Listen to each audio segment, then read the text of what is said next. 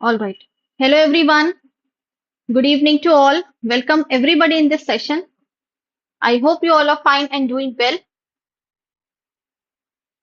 Those who are watching the session, can you please confirm my audibility, visibility?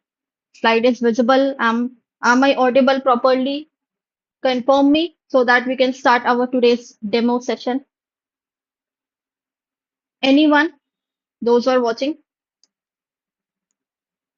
Demo session.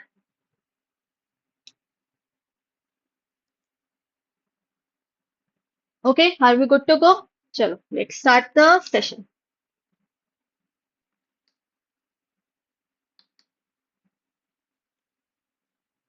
Now, so today's our demo class. Now, in this demo class, what we will going to discuss? We will going to discuss module B, HRM.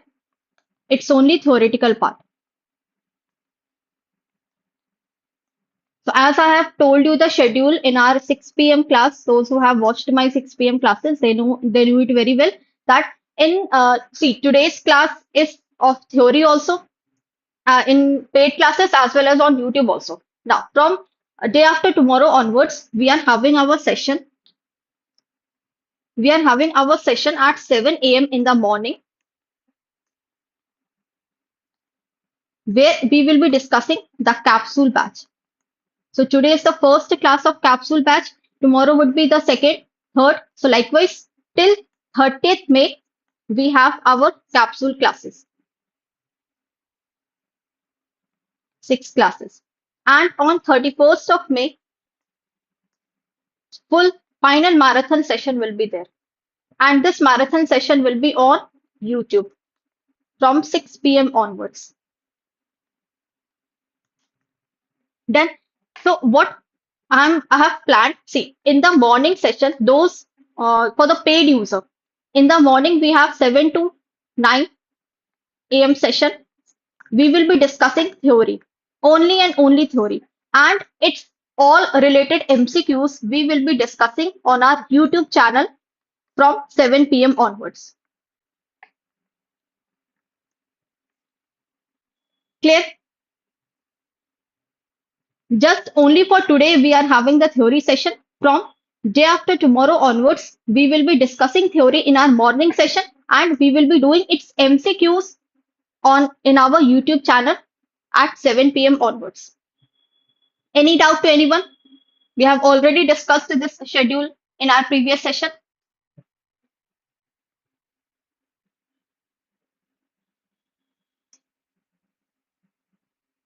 Yes, chal. So let's start the session now. So this is our capsule batch. So what are the benefits of this capsule batch?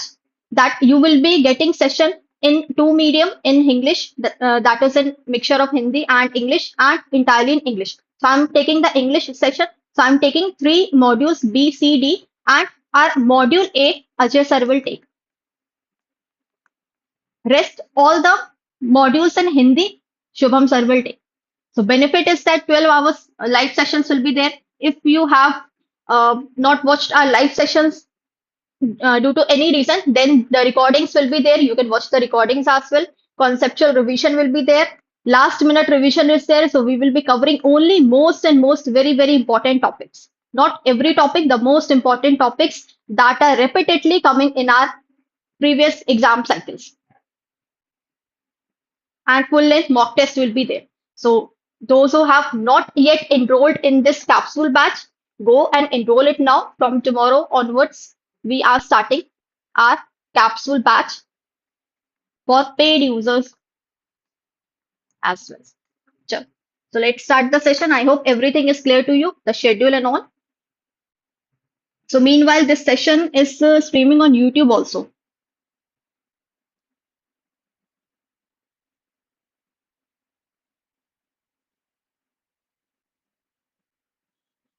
Yes. So those who are new to our YouTube channel, I highly request you to subscribe our channel. And if you feel that sessions are useful to you, then you can hit the like button as well. So let's start the session. Now, those who don't know me, let me give you a short introduction of mine. My full name is Saloni Gupta and I have done MCOM. I have qualified UGC NET and I'm taking paper ABFM in English, paper ABM in English, and from your five elective papers, I'm taking one paper that is central banking and this paper is in uh, bilingual and one strategic management written for certificate course.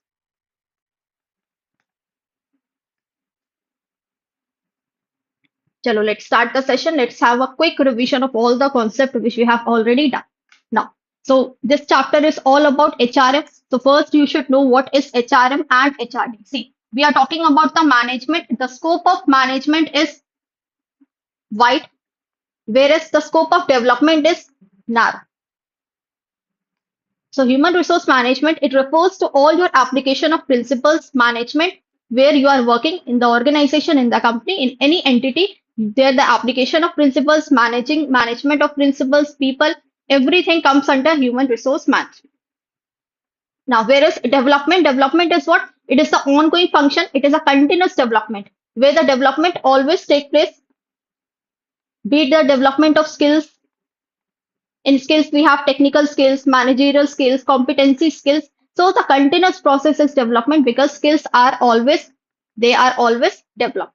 Now, it's a management function and it is a subset of human resource management. I have told you that management, the scope is broader. So definitely human resource development, this is the part of what? The human resource management. And meanwhile, if you're having any doubt, you can drop your response in the comment section box. Okay. Chalo. Now, what is the function? HRM is a reactive function. Reactive, there are two words, reactive and proactive. See, proactive means what? It means taking action before something has occurred. And reactive means what? That you are waiting for something to happen and after that you are taking the action. So proactive means taking action before something happens, while reactive means responding after it happens. Objective is what? To improve performance of employees, and here it's a development process. So you need to develop the skills of your employees, their knowledge, their competency. It's a routine task and it's an ongoing function. That is a continuous process. It's independent, whereas HRD, it's a subsystem of HRM. So we can say it's the dependent on HR. HRM, it talks about the people only, whereas development, it talks about the entire organization. I hope this slide is clear to you.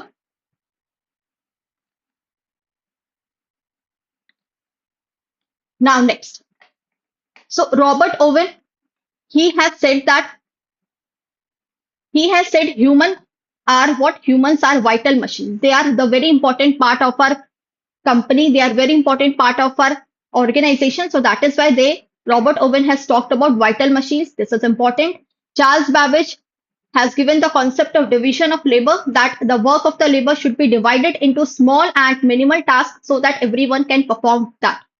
Frederick Taylor has given scientific management approach, division of labor. Again, work should be divided into small and minimal tasks. Now, what are the major assumptions? The task can be broken down into simple units. Again, people will be given an activity in return for their money. If they have performed any work in your company, so definitely in return the company have to pay them compensation, the return for money. People will have to do what is defined by the organization with the help of technology. So these 3 points are important. Done. Now, again, Elton Mayo has given what? Hawthorne study in the year 1924-33 and he followed by human relation movement that replaced which concept? Rational economic man by social man. Now, rational economic man is what? That the human beings, they are rational. They know what is good and what is bad for them. So this has been replaced by the social man perspective, that the human should also look about the society. Now, this full form is very important. VUCA: volatility, uncertainty, complexity, and ambiguity. Ambiguity means the vague, unclear. Done? Any doubt?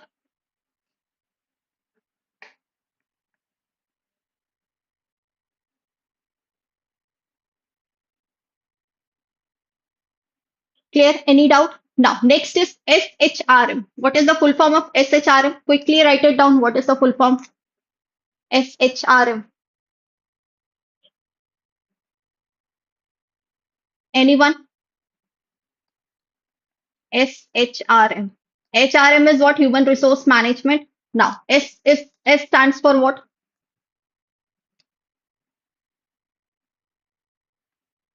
Quickly.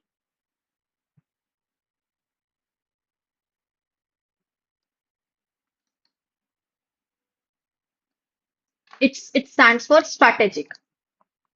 Now, what is strategic HRM? See, strategic HRM, strategic audit means the strategies are being formulated for HRM. So again, it is a process where no, the in an organization knowledge, skill, and abilities of employee are being executed in the company. So strategic HRM, it is related to HRM where you have to form proper strategy that how you will going to manage your people, how you will going to manage your organization, how you will going to manage, develop your human skill. That is what the strategic HRM. Yes, correct. Strategic.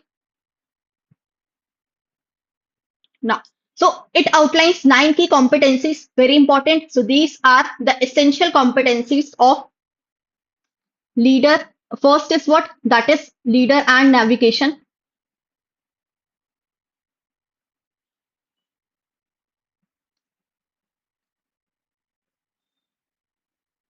Just a minute.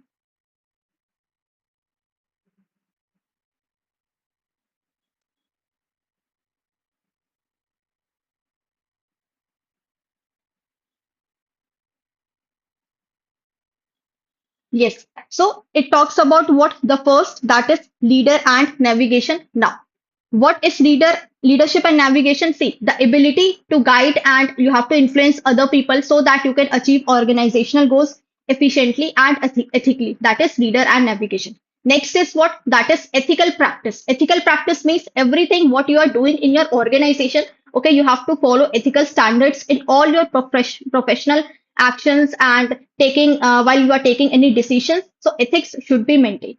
Then third we have business acumen. Business acumen means what? Understanding the whole perspective of your organization's operation and environment so that you can contribute to its success. Next, the fourth is relationship management. Again, relationship management, managing, making good relations, building and maintaining, you can say productive relationships with the organization across the organization. Then next we have consultation. Consultation means you have to provide the expert guidance, advice to your stakeholders, to your outsiders on HR related matters. Then evaluating critically everything, that analyzing proper data to make informed decisions and also making, if any problem occurs, then also solving that problem as well. Then we have global and cultural effectiveness, so operating with awareness and also respect for different cultures of people who are working in your company. Communication. So again, communication, that it is very important. Be whether you are in top level, whether you are in middle level, low level, communication is very important. So it impact across all level of the organization. And last we have HR expertise, that you have to apply a proper knowledge, a comprehensive knowledge of HR principles, their practices, and their functions to support organizational needs. Any doubt? We have done. Any doubt to anyone in all these 9 points? Done. Ch- Now, so this is the following chart that talks about the conceptual understanding of HR values, their contribution. So this chart is very important, and definitely one question will come from this chart. So HR roles. So we have core people role, organizational value add role, and business transformational role. Core role means what? These are the primary role. These are the most important role that the HR has to perform. Now, organizational value added role means these are the roles which will add value in your organization. And business transformation role is what? That is, if you want to transform anything, your business model, your business culture, then these roles will help you in transforming. So core people, we have selection, orientation, then career development, motivating each other, compensation, proper welfare services should be there, how you are retaining your employees, and how you are terminating your employees. So these are all the important roles. So all the roles are very, very important. Then what are the roles that will add value in the organization? Again, if technology is there, they will give more support to your organization. They will add more value. Then creating a learning work environment where everyone is involved in learning, then knowledge sharing, learning sharing, organizational its development, consulting with different people, with outsiders, with insiders, so that you can see their insights of your organization. Then creating, so this is what these are those roles which will add value in your company. Now next is what? The transformation role. So again, creating a flexible culture. Flexible, see, if you have a fixed culture, then what will happen? Tell me, if organization is having a rigid culture, not fixed, we can talk about rigid culture, then what will happen? Whether the people in that organization will be happy or not. Tell me.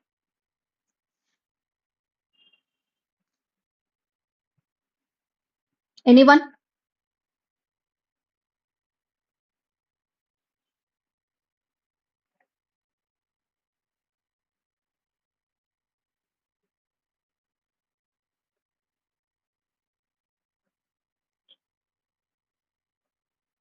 No, definitely not. So you have to be what? Flexible. Now, aligning HR initiatives to business strategies, that you have to match your HR initiatives to the strategies which you have make for your business. Then implementing an organizational change, their transition with ease. With ease means with easy manner. And that whether you are investing in different projects, now you are getting the proper result or not. That is assess return on investment. ROI is how much that you also have to analyze in your company. So that is this chart is very important. It talks about the core values, organizational values, and transformational role. Then we have next job description. Description means what? It talks about the job.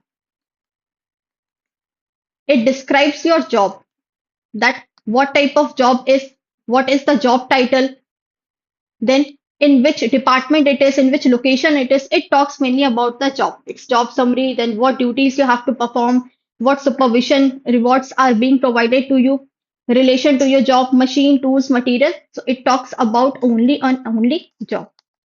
Now, next we have job specification. Now, job specification, it talks about the skills of the employees, that what are the skills that are required for performing a specific kind of job. Now, for being an accountant, one needs to be well in their tally. They should know how to use tally. They should know how to use Microsoft Office. So that is what your skills, the skills which is needed for the employees. So their qualification, their professional qualification, how much experience they have in that sector, knowledge and skills, personality characteristics, interest, other requirements. So that it see job description, it talks about the job, and job specification, it talks about the employees. These two are very important.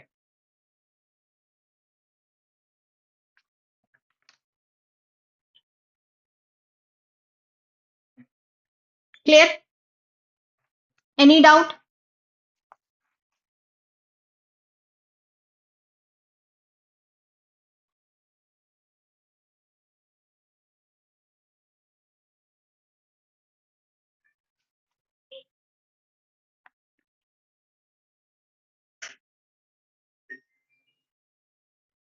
Tell me. Everything is fine?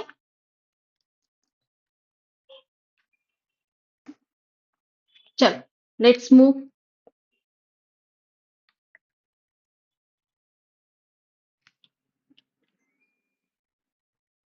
Now, next we have some learning theories. Now, in learning theories, we have mechanistic or behavior theories. Now, behavioralist theory, what it talks about, that the learner is passive in the process of learning. Means See, there is one teacher and the students are sitting. Now teacher comes, they provide the lecture and student is sitting and taking the lecture. So it means the students are passive over there. They are not allowed to speak anything. So here learner is what? Learner is passive. In cognitive theories, see, the keywords is mechanistic and behavioralist theory. What is the key learner? What is the keyword? That is learner is passive. Now, cognitive theory means it talks about the brain. It talks about the intelligence. That is, these theories equate man with his brain. If their brain is working well, then definitely they will going to understand each and everything in a proper manner. So they possess brains that are capable of critical thinking and problem solving. That is what? That is cognitive theory. Now, next we have organismic and humanistic theory. It basically tells that now the employees are given freedom to learn. That the learners, they have the freedom to learn. Let them do whatever they want to do. Means from we are giving them freedom. So these theories hold that learning occurs only when learners they have the freedom to learn. So these are what? These are your keywords. Clear? Now, next is what? Next topic is systematic approach to training. In short, we called it SAT. Now, why systematic approach to training? First of all, tell me what is training? Anyone, what is training?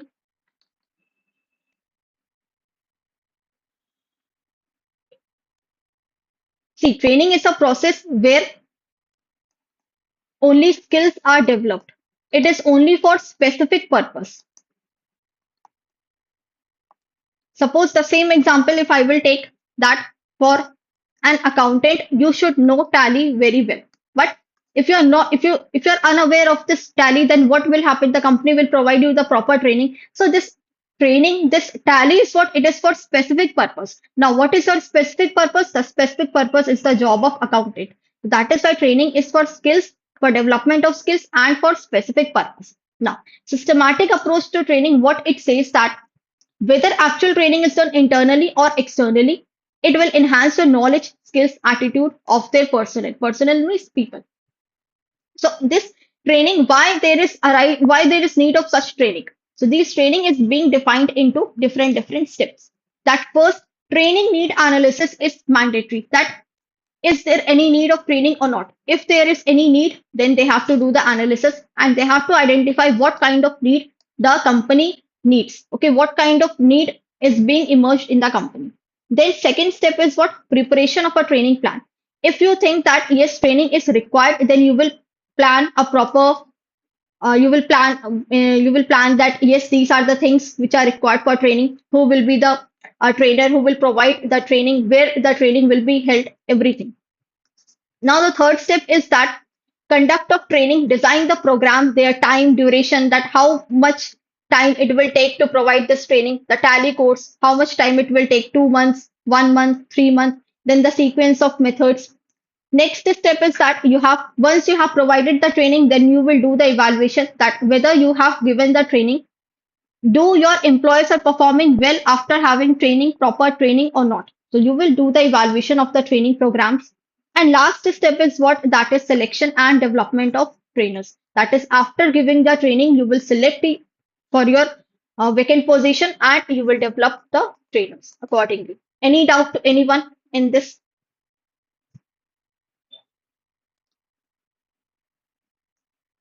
Everything is clear till here? Any doubt? Now, next is attitudes. Now, everyone is having attitude. Attitude is of two types, either positive or negative. Now, if you have a like the work is there, manager has given you any work. Now, once the work is being allotted to you, you have a thought in your mind that no, I cannot do this work. This work is very tough. It's not of my field. It's not of my expertise. Now, this is your negative attitude. But after having this task, you are having that okay, something new I will going to learn. Let's try something new. Let's have some fun. So this is what this is. You are having your positive attitude. So attitude is what? Different. attitude is negative as well as positive. Now it depends on the employee that how they are taking any task, how they are taking any work. So attitude serve four important function in the process. The first is adjustment. Second is ego defensive. These all attitude are very, very important. Now, adjustment function is what? See, this function helps individual adjust their environment. Means they will help you to adjust in your environment. Suppose you don't know anything, but you have been placed in that, like you are working for IBPS clerk. Unfortunately, you have not been appointed here. You have cracked your this railway exam. Now you have been appointed there as ASM, assistant station master. So although you want to be a clerk or PO, but still you have got a ASM. So this is what you have to adjust in that particular environment. That is what you have to make your attitude, your thought process in such a way that you can adjust everywhere. So that is adjustment function. Now, next is ego defensive function. So, ego defensive function is what? This function helps protect an individual's self-esteem and avoid feeling of anxiety or any kind of guilt. That is ego defensive. Clear?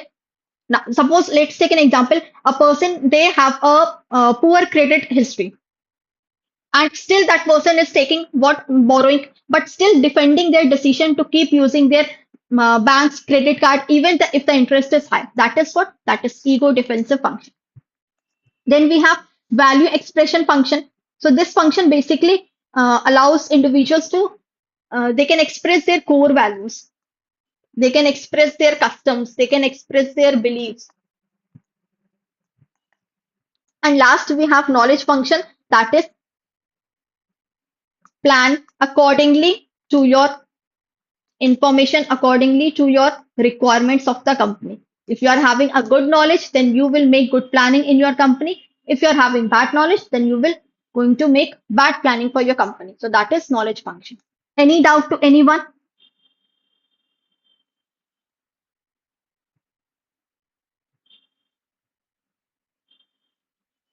Clear?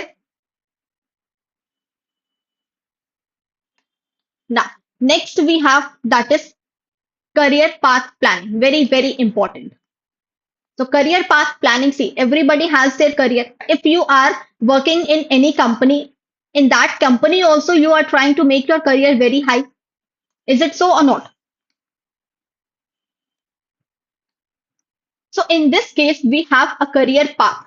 So different individuals, they have different types of career path.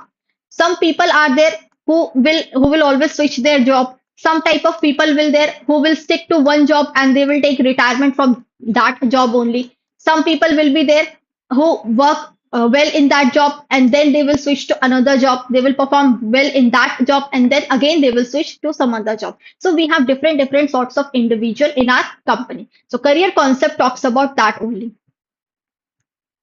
Now, linear career concept is there steady, transitory, spiral, and plateau career concept. Linear career concept is what? A linear line is there. Means you have started in this position and you are continuing in this position, that is in the same hierarchy. So that is what linear.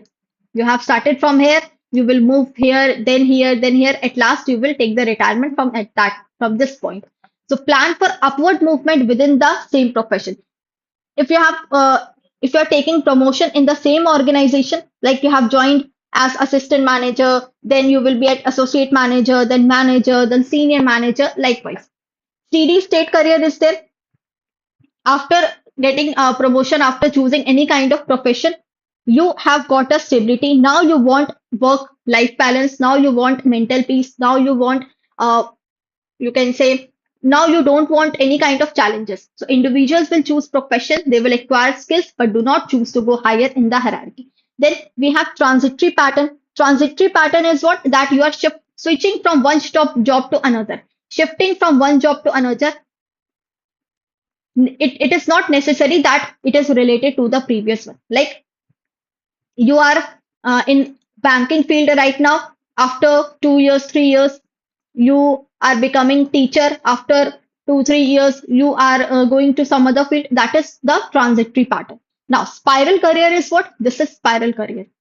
It is individual will take new job, they will work hard, they will perform well in that job, and again they will move to another job. They will work well, perform well, and again they will move to another job. That is spiral career. Now, plateau career is what? Reaching a higher level than where one started. See, plateau career is that you have reached at this position, like you started from clerk, then PO, then a manager, then associate manager. Now you are switching your job, then and you are starting from this position only. Now the basic position will be your associate manager. That is plateau career. Any doubt to anyone?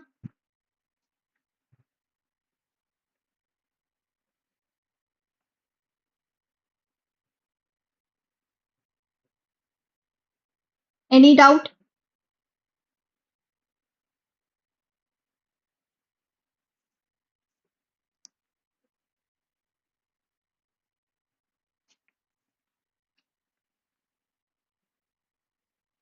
Clear? Chal, let's move now. We have Erickson's life stages also. So total Erickson has given what? Four life stages. First is adolescence, second is young adulthood, then adulthood and maturity. So AY AM. Adolescence is what? This is very initial stage, very basic stage. So in this stage, definitely individual will have a ego. So if you will have a conversation of 20 to 25 years old or 20 to 21, like 18 to 22-year candidate, they will always talk something very high. Okay, they will always achieve an ego identity that yes, I will do this. They will always say yes for everything. So this stage is what? This stage is adolescence. So they involve a reconciliation process, what they perceive himself to be, what he thinks other perceive him to be. Means in this position, what happens? The person tries to tries to prove themselves always right. That what I'm doing is right and what you are doing is totally wrong. That is at that stage adolescence known as. Now, once you moved some like 30 years, young adulthood is what? It is the next stage. And here the person starts developing their relations. They are developing more, they are becoming more mature person, relationships with individuals, occupation. So close relationship is there in young adulthood. Then adulthood is what? It is again guiding next generation, passing the knowledge. Now you are at that stage where you have got a lot of experience and you are sharing your experience, you are providing knowledge, you are teaching the students, you are giving values, you are sponsoring your younger colleagues. Last stage is what? That is maturity. So maturity is a stage where the person tries to be at that position where everybody comes and acknowledge that person. More and more respect should be given to that person. Now, in this stage, the person is thinking what I have done in my whole life. So whether my life has been meaningful or satisfying or not. So that is the age called maturity age. So four stages given by whom? Erickson. Any doubt?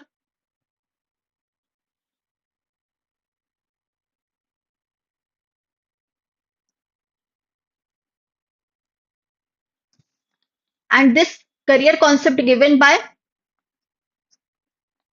Edgar Sain.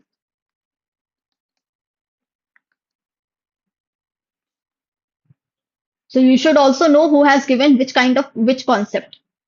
So career concept given by Edgar Sain and four life stages given by Erickson.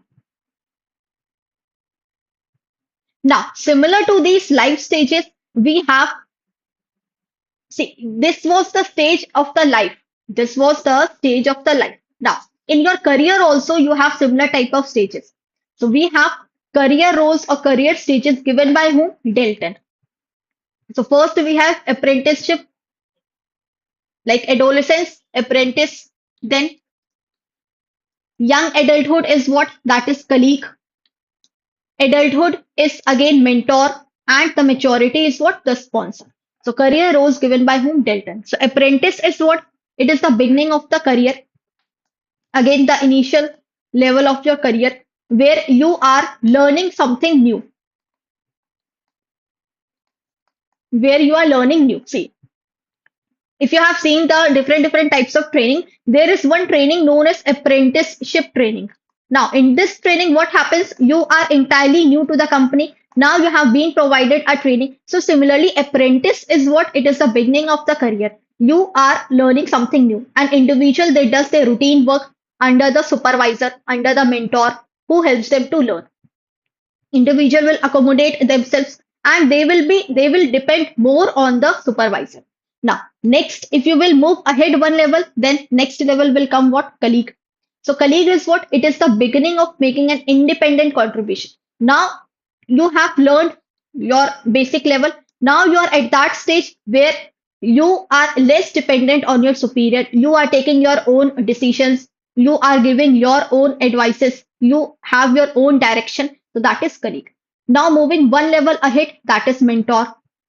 So in this stage signifies the beginning of the complex position. Now you are at that stage where you can handle all your complex situation. Okay, you can develop different ideas. You can do brainstorming. You can take more and more responsibility. You can handle more, so your work, your task. That is mentor. And final stage comes what? That is sponsor. So sponsor at this stage, individual, it needs to broaden their perspective, thinking long, as now is a part of the top management. So sponsor is what? Again, at that stage, you come at that stage where you can take your decision. Now everyone is involving you in the decision making process. That is what the sponsors. Giving direction in which the entire organization will develop the capability to choose the right people who can support, you can influence everything. So that is the last stage in the career role by Delta. So these stages are of career and these stages are of life. Any doubt?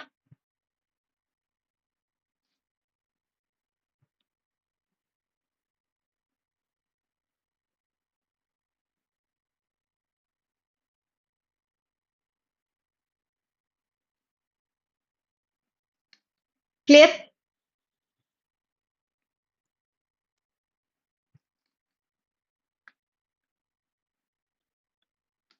Now, next is what? Next is the self awareness. How to be self aware. So, understanding self helps in self development. See, this concept, the self awareness concept, is given by Johari window. This name is important. In this self awareness concept, you are being provided this chart.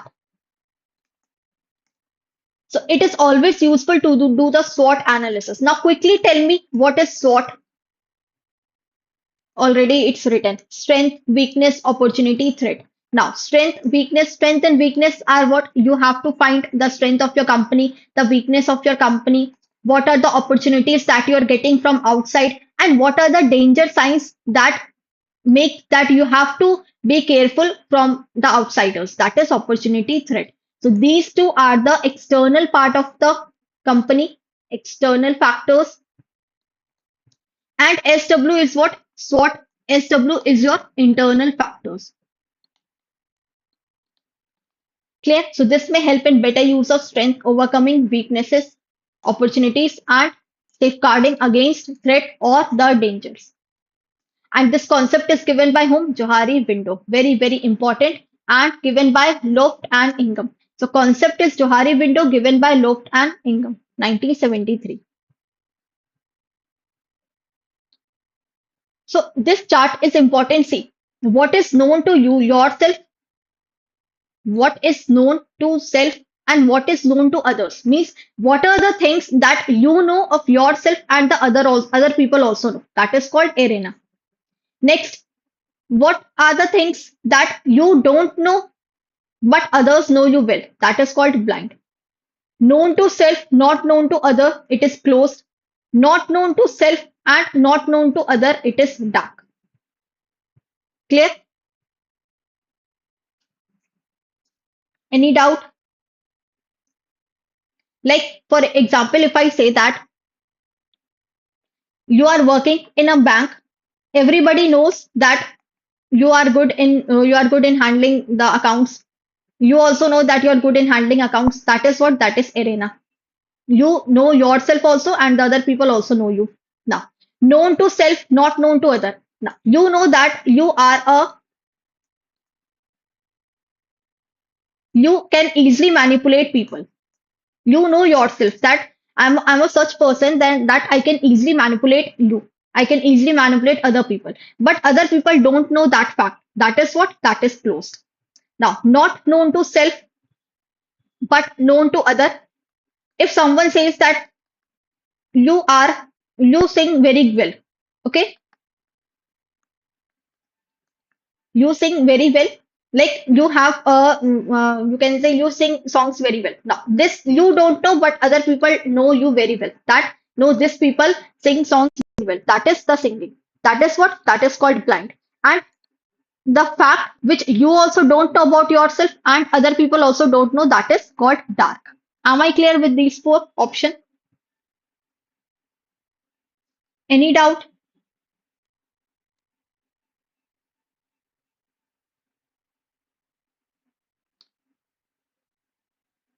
Clear? The four options: arena, closed, blind, dark.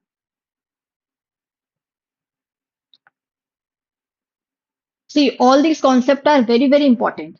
Yes, I have given you the example. I hope with the example it is clear to you. Now, see, arena is also called open area, blind spot, hidden is called fake it, and the great unknown. That is dark. Clear? Johari window concept. Now, next is what? Next, the Friedman, Mayer, and Ray Roseman. These were the three people who have given the concept of type A personality and type B personality.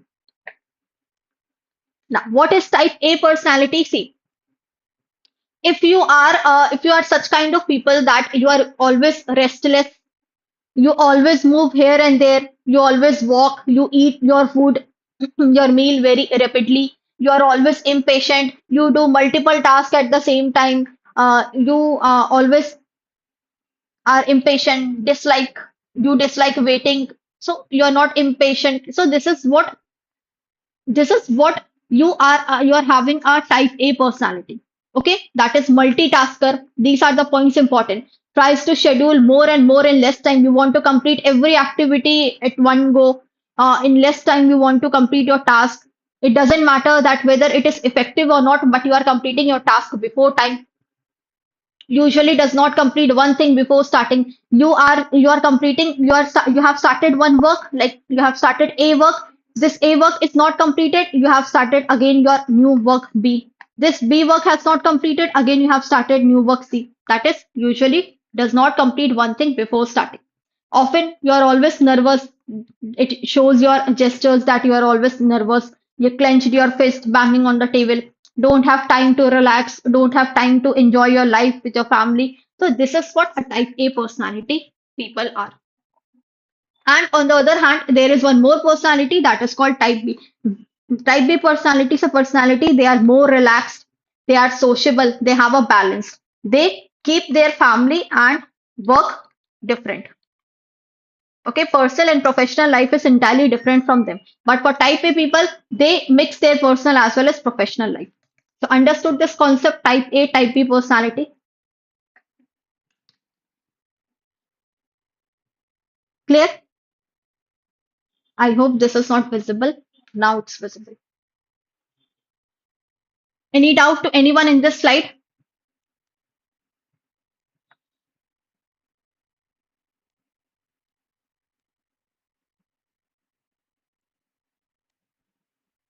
Clear?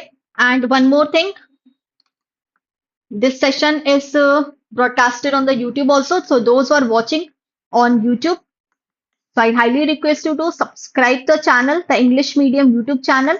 And if you feel that sessions are helpful to you, then you can hit the like button. You can like the video as well. Yeah. So let's move. So I hope this is clear to you. Now from here we have some important motivational theories from where the questions are repeatedly coming. So first the theory is given by Abraham Maslow. Abraham Maslow has given which hierarchy of need theory. This theory basically states that Humans are motivated to fulfill their needs, and their need starts from a basic level to the higher level. It starts from the hierarchical order. Now, basic level needs, if they will complete their basic level needs, then only the person will move to the next level need. Once second need is completed, then that person will move third, then fourth, then fifth. So it says this theory basically says that you cannot move to the next level need before you have completed the first level need. So basic level of need starts with the physiological needs.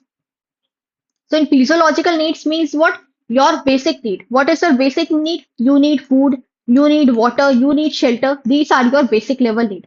Once you have completed this need, then you will move to the next level need. Then what the second level of need arises, that is the safety need, or we can also say security needs. Now you're thinking, okay, I have food also, I have water also, I have good home to live. Now I want you can say a job, a good job, financial security, then stability, well-being, health, financial security. So all this will come under safety needs. Once your this need has been fulfilled, then you will move towards your next level of need. Next level of need will motivate you to achieve it. That is, now you will think that, okay, I have a good job, I have a good insurance, I have better financial security. Now I want my own family, I want my own group, I want my own community. So that is friendship, family, social groups. Again, once this level is being fulfilled, now it will no longer motivate you. Then you are motivated to achieve next level of need. What is the next level of need? That is esteem need. Now you have to fulfill yourself. Okay, your like now you want that everyone should come and acknowledge you. Everyone should give you proper respect. You build a good self confidence for everything. That is esteem. And the last level need is what? That is self-actualization need. So it means now you want to be at that position where people come and they will include you in their decision-making aspect. That is desire to accomplish everything that one can. So this is what Maslow's hierarchy of need theory. And this theory, the shape of this theory is, remember, it's pyramid. The question was there in mock test. It was the question that what is the shape of Maslow's hierarchy of need theory? It is pyramid. Any doubt? Clear?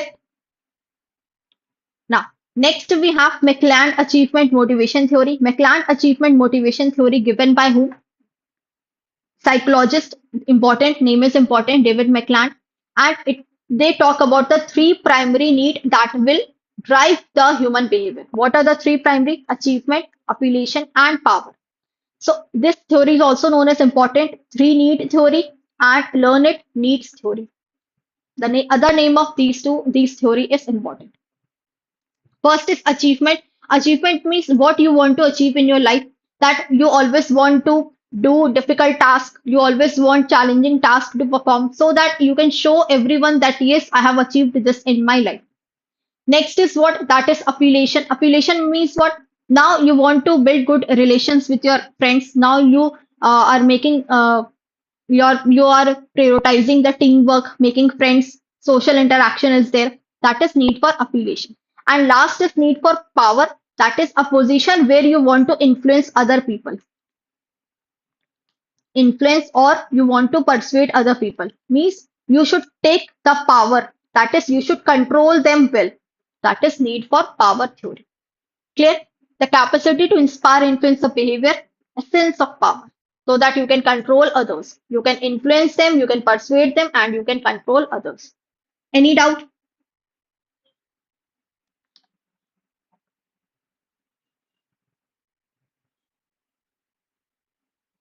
Clear?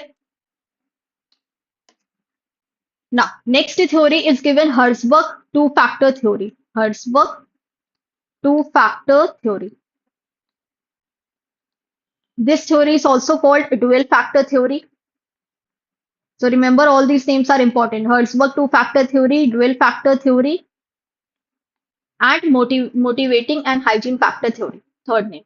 Now, what this theory says that if motivating factors are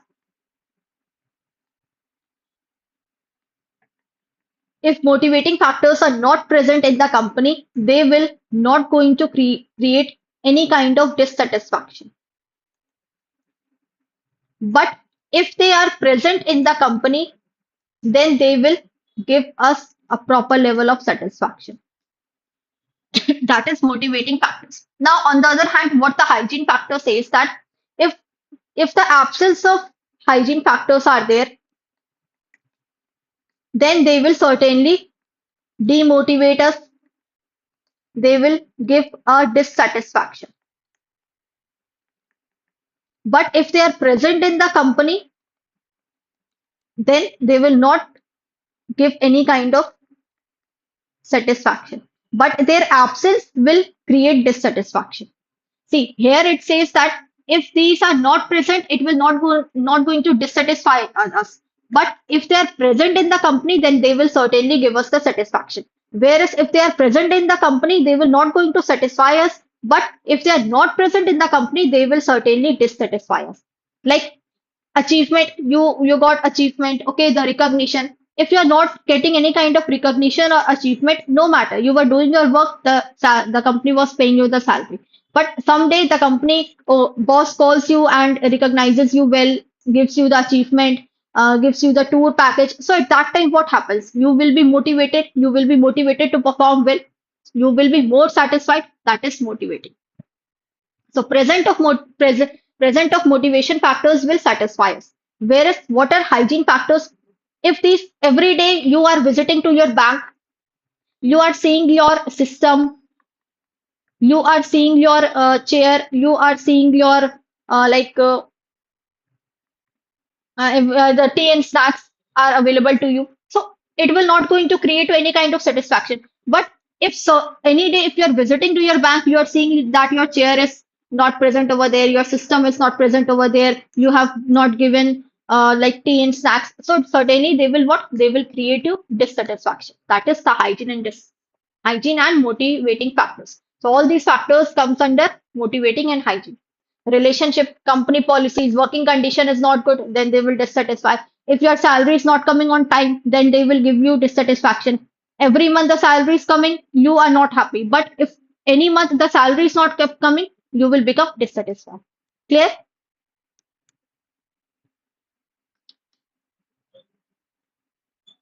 Done.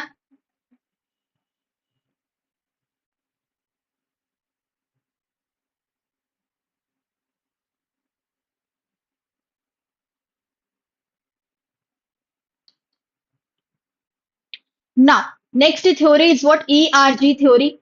ERG, full form of ERG is existence, relatedness, and growth. So this is basically the theory similar to your Maslow's hierarchy of need theory. Developed by whom? Clayton Elderfer, 1961 to 1978. Again, motivational theory. It is based on Maslow's hierarchy of need theory. So in exam, the question, they may ask question in such a way that which theory is a motivational model based theory on Maslow's hierarchy of need. So that is ERG.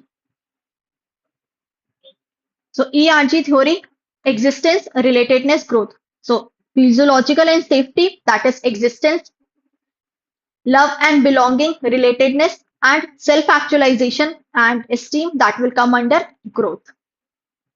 Clear?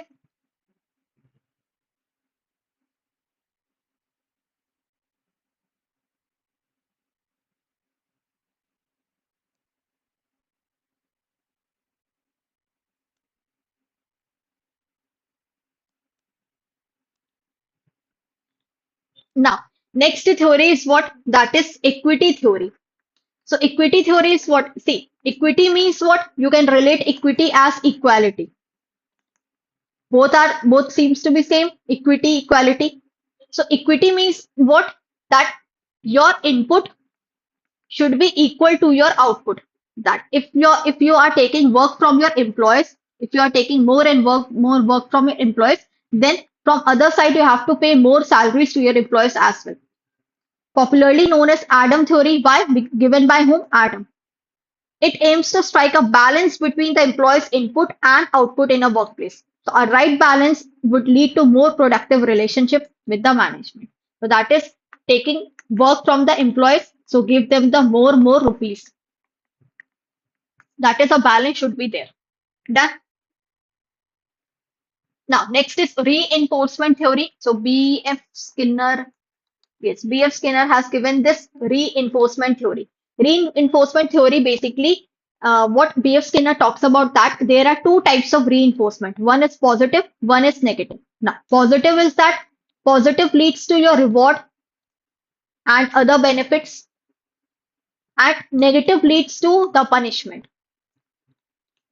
If the employees have done tremendous work, they will be rewarded. And if they have not done the proper work, not completed their task, then they will be punished. That is positive and negative reinforcement theory.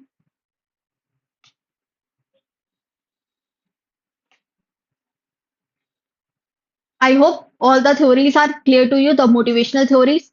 Then we have some theory X and Y also, so that the rest of the theories we will be covering in our ABFM.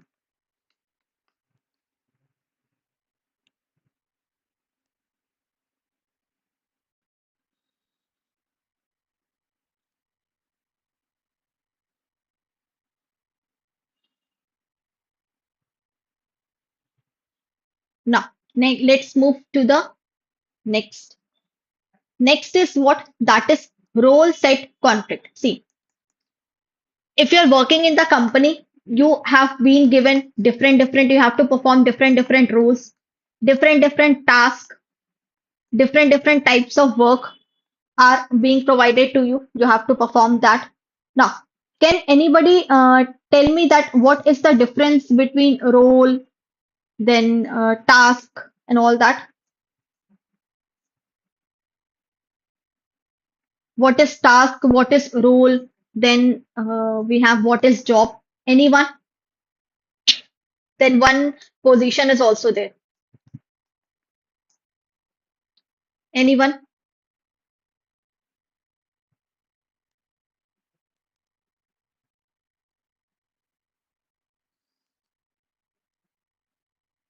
What is role? See, role is basically it is what? It is a set of responsibilities. Set of responsibilities given in a job. Task is what? Task, it is the specific piece of work to be done. Work means that is the whole. Your roles, task, job position, all will include under work. Now, job is the title which you have to perform. Like, what is your job designation in your bank? So that is what? That is your job. That is your designation. The title of what you do. Like, if you are customer relationship manager, then you have to deal with the customers. If you are a cashier, then you have to deal the cash counter. If you are working, if you are granting loans, if you are checking the loans, monitoring loans, credit. So now you have to work in the loans and advances. So this is what the your job. Now, position is what?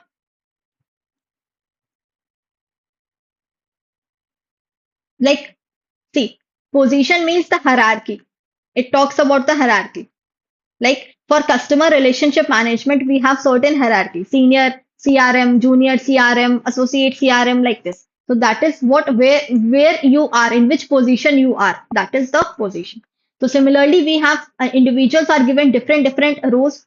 Now, the role and roles are different. So definitely there will be conflict also arise. The conflict between their expected role to the actual role which they have been provided.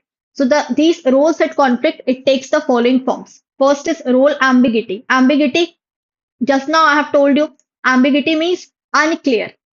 See, if your role is not clear to you, then how you will going to perform your role best? So that is role ambiguity means if your role is unclear to you. You have been appointed as CRM in the company, but they are not giving you the work of CRM. They are giving you the work of some other type. So that is what role ambiguity. Now, role expectation conflict is what? Expectation conflict is like, suppose you have expected from your job now. When like you when you were preparing for IBPS PO, now you were thinking that okay, when I will become the PO, I have to sit on the chair, I have to give orders to everyone. The people who are below me, they have to take my orders. But actually, what happened when you were in that position, when you are now in this position, now you have to perform the clerk level work also. Now you have to perform your own work also. So if your roles are not if the actual role is not matching to your expected role, then the role expectation conflict is there. Now, role overload is what? When one people have to perform different roles. They have to perform the role of manager in their company, then they have to perform the role of father or mother in their house also. So that is what role overload. Now, role erosion is what? When your role gets eroded. You are working as TRF. You have worked for 5 years, 6 years. Now, any new employee has joined the company and this employee is being given your role. That's CRF. Now, in that case, your role has been eroded. Then we have, so there is role ambiguity. Individual is not clear about various expectation that people have from this role. This causes role ambiguity. Now, role overload is that when that reflects the perception that demand of one's work role exceed personal resources. They have to perform their work also. They have to perform the office work also. They have to perform the other work also. Like for example, a bank branch accountant may face different types of problem. When branch is set to commence their business, they have to allocate duties to take care of vacant seats to his employees. And at the same time, many customers came to him for certain clarification. Now the branch manager may call him for certain important discussion. In that situation, the branch accountant may experience what overall that they have to perform the role of other people. Why? Because the customers have rushed to them for certain clarification. That is overloaded. Inadequacy means what? When the resources required to him to perform his role effectively are not available. When proper resources are not given to that person to perform their role, like you have to maintain the credits of your borrowers, credit of your borrowers, of your customers. But the data of customer is not being provided to you. The bank has not provided you the detailed information of your customers. So how you will going to manage their credit? So that is what resource inadequacy. Inadequate. Now, stagnation is what? When a person gets a promotion, he enters into a new role. Now he will not be able to take charge of his new role effectively. He may therefore experience role stagnation, which in turn causes role stress. Now, see what happens, role gets stagnant, means role is stable. It is fixed. It is not moving up, not moving down. Now, when a person gets a promotion, he is entering into a new role. That person may not be able to take any kind of charge for his new role. Means, like, if that person is not able to understand what the actual work is, what they have to perform, at that case, their role becomes stagnant. So there, this is example. A senior clerk put 15 years of service in bank. Now that senior clerk is transferred, being promoted as junior officer. So tell me, the work which you are doing from continuously 15 to 20 years, if suddenly your job has been switched and you have to perform any new work, will you be able to perform that? No. So in that case, what happens? The role stagnate. And role erosion, I have already told you, which also creates new role, may take away certain functioning of the existing role. In that situation, the existing role occupants may feel role eroded. Any doubt?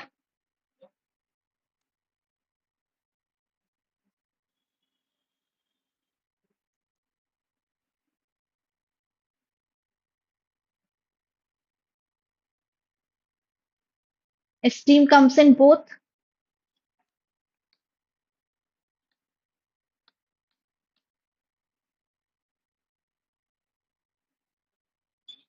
safety and physiological. It is related to existence. Love and belonging. It is related to relatedness, and these two are related to your growth. Clear? Done.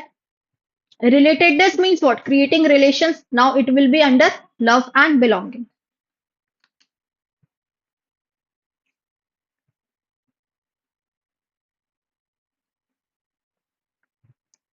Clear? Zero, zero. I'm not able to see your name.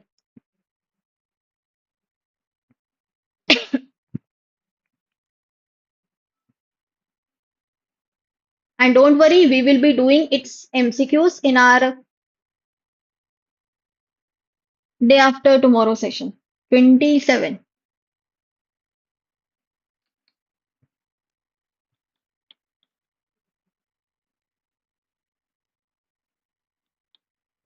Now, next we have compensation. Now, what is compensation? Compensation is what? You are working in any company, in any place. Now, in return of your work, what money you are getting, that is called compensation.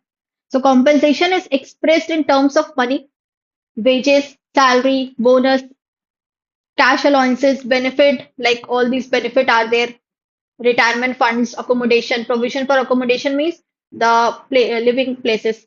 The jobs are classified into four groups. Now, so managerial level person, like the one who is at, we know that there are three types of level. This is what the top level, this is middle level, this is supervisory level, and again one low level. So supervisory level is also called low level. So managerial level people, they are getting what they, if they are getting money for their job, that money is called what? Remuneration. That compensation is called remuneration. All these are important. Supervisory level people working, they will be given salary. Managerial, top, middle, clerical, administrative level people, they are given salary. And if the people who are semi-skilled, unskilled, means simply labor class person are there, then the salary they will be provided is known as what? Wages. Clear?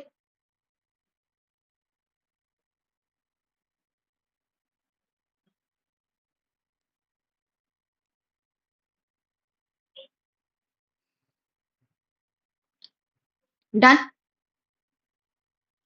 Now, we have some job evaluation technique. See, you have performed your job. Like what happens? First, recruitment is there. Recruitment means pooling of candidates. After company does the recruitment, the next stage comes what? Selection. Remember, recruitment is what? It is a positive function. And selection is what? Selection is a negative function. Selection, like you have recruited, you have like 100 people you have recruited for any job vacant, for any vacancy. Now, from those 100 people, you have selected only 60 people. Now, this 60 people you have selected means the 40 you have eliminated. Then only you have selected 60 people. So the people whom you have eliminated in your selection process, that is why it is known as the negative function. After selecting, you are providing training to this person. Training will be of two types: on the job training and off the job training. If the training is provided you on the same location where your office is, that is called on the job training. If the training is provided you like some other location, that is called off the job training. After providing training, you will onboard your candidates. You will give the induction program. What is induction program? Quickly tell me. What is induction program? Anyone?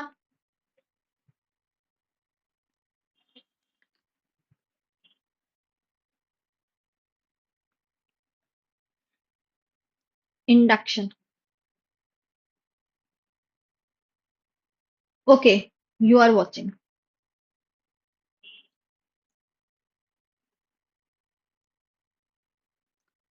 Quickly, induction.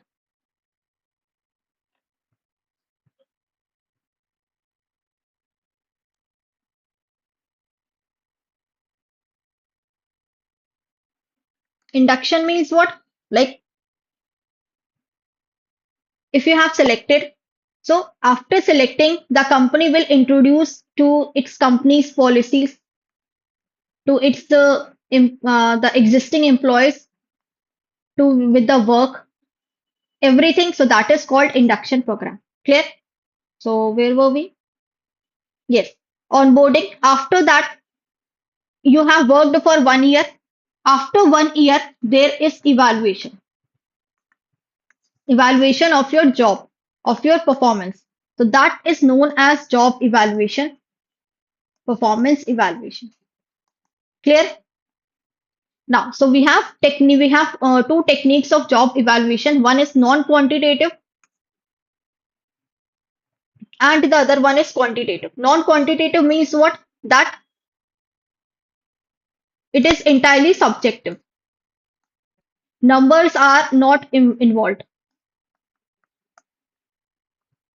And quantitative means that numbers are involved. You can quantify them. So in non-quantitative, we have ranking or job comparison. Ranking means simply giving the rank, like simply giving the rank. You are the person. Okay, I have given you fourth rank. I have given you sixth rank. Like you are over here.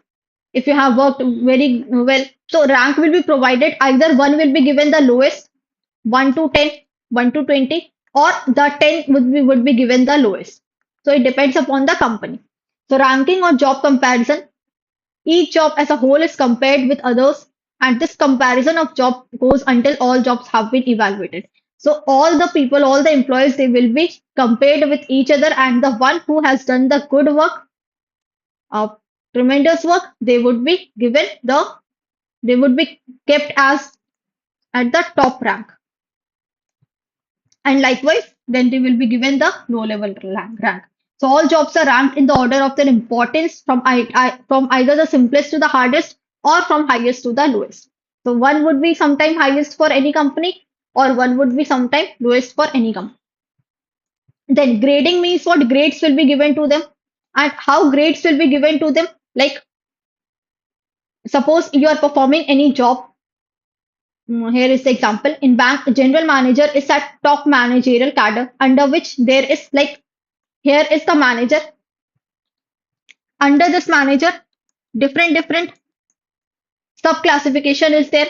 Like we have one sub senior manager, then associate manager, then the one who handles all the your different departments, that manager, the finance department manager. So sub classification is there and it is done on the basis of job roles, either in zonal manager, head department, corporate office, or HIA, in any vertical, either in this or in this way. So that is job classification or job grading. And according to that job, they will provide you the grading like A plus, A plus plus, B, C, likewise.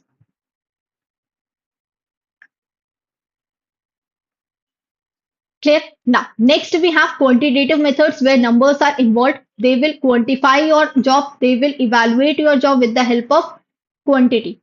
Factor comparison is there. So, different factors will be selected. Like if you are working, let's take an example. Give me any example. Like branch manager.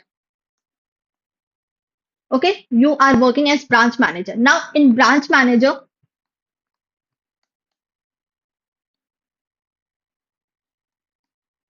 punctuality will be there, one factor. Then the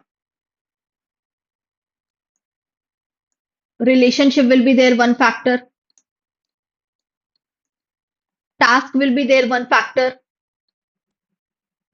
Then responsibility will be there, one factor. So different factors are there, and on these factors, different points will be given to you. Different percentage or numbers will be given to you. That in making good relation with the customers, that they will give you like 6 out of 10.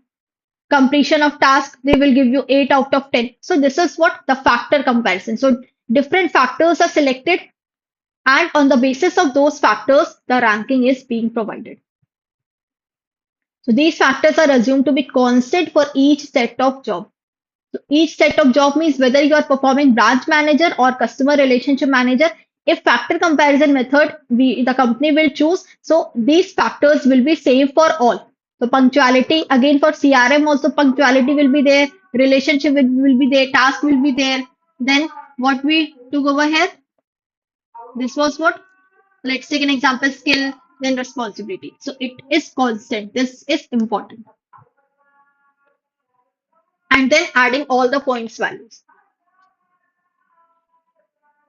And point ranking method is that let's take this only point ranking under this, under punctuality. Okay, under relationship, again, sub factors are there. Relationship with old people, with middle level people. So again, sub factors are over there. So again, job evaluation, this method, each job key factor is identified and then the sub factors are determined. This is important. And sub factors are then assigned to the points on the basis of their importance. So these perform job skills will be there, further classified into training required, communication skill, social skills, persuasion skills. So these are the sub factors.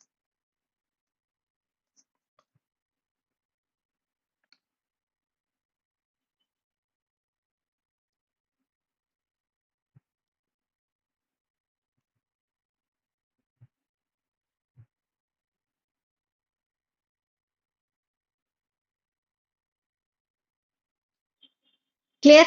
Any doubt?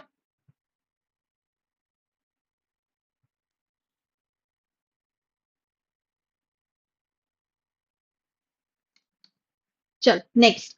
Now, similarly, job evaluation, we have performance appraisal methods, also performance appraisal techniques also. So again, very, very, very, very important.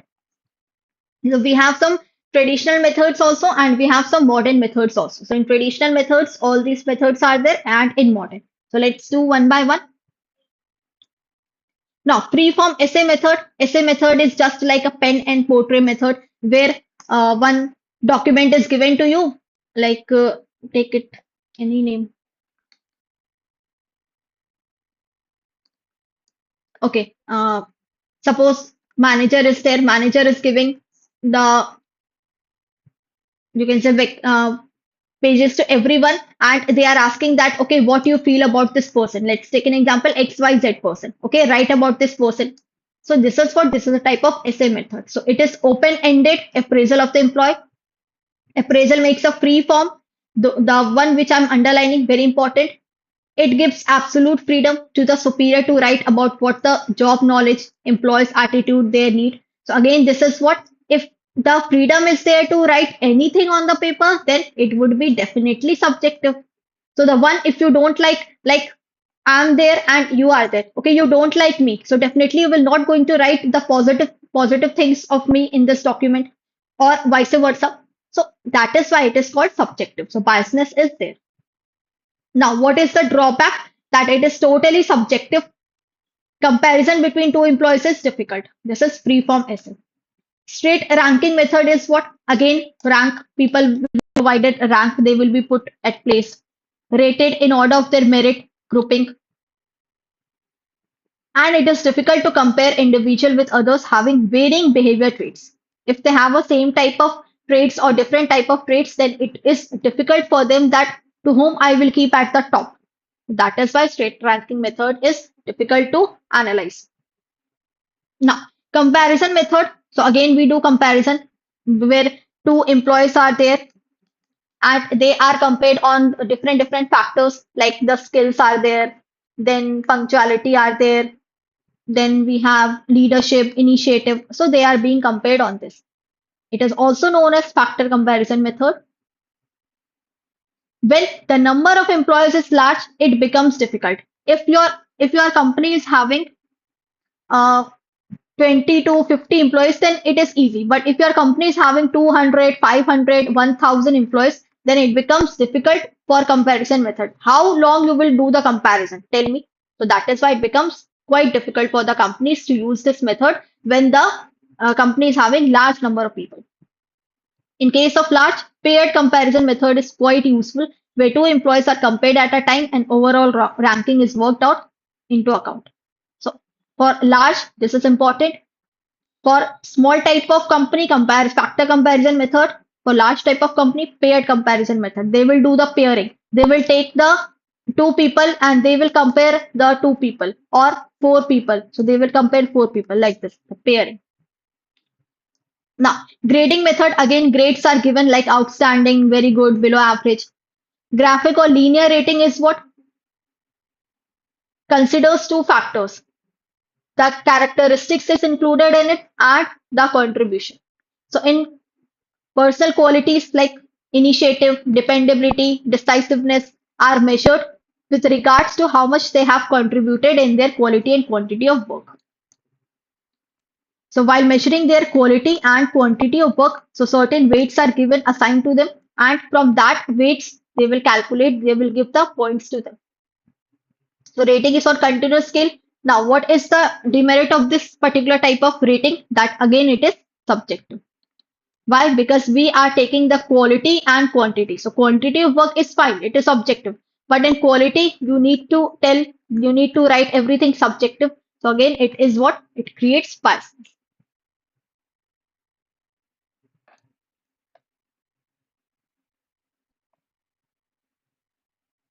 Now, next is forced choice method. Forced choice is what? When the employees are given that, okay, you have option that you can keep only five people at the top. Means top 20% of the people will be kept at the top level. That is, you are being forced to keep only five people. Now you have to choose from 50, 60 people that who are those five people to whom you will give the first rank. That is what the forced choice description or forced choice method, where managers are required to place a predetermined percentage. This is important. The predetermined into the specific performance categories.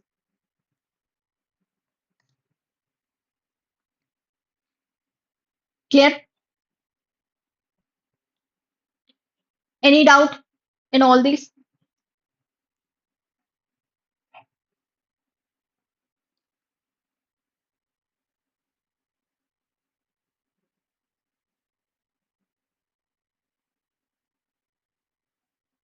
Sure.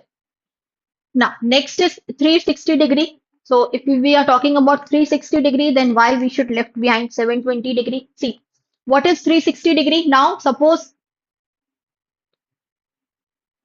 okay, you are standing over here. This is you. Let's take an example. Now, you are standing. Your manager is giving you the feedback on your different behaviors. Your customers are giving you the feedback that yes, the relation is good with me and this person. He always talks nicely. Okay, soft spoken person is there. Different category like outsiders, stakeholders are shareholders are there, other people are there, employees are there. So if they all together give you the feedback, that is what 360-degree means.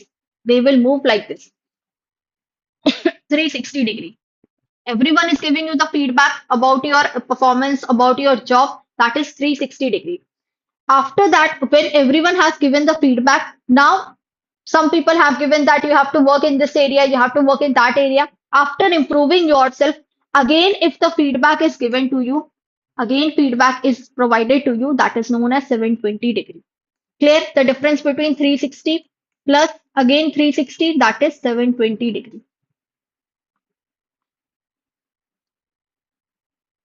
So behavior, peer suppliers, everybody will give you the feedback. That is 360. And after working on those feedback, again, if evaluation is happening, it is called 720-degree. This one is clear to you? Any doubt to anyone till now?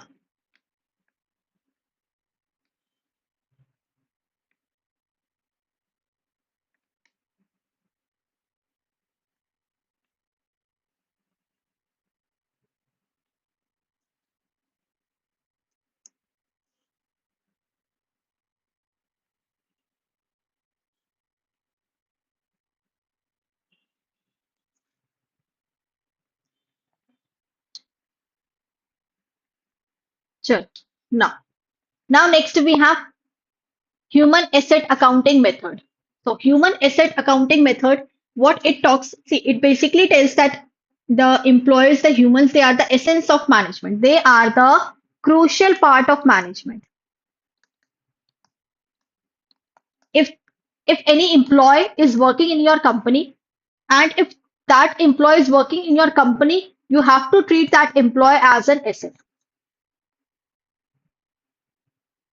And if that employee will leave, then automatically your sales, like uh, suppose this is the employee, this employee is bringing more and more sales to your company. You're not treating this employee a very crucial part of your company. Suddenly, this employee has left your company and your sales are going down. Now you have to understand why your sales are going down just because of this employee. So you have to treat your each and every employee as asset.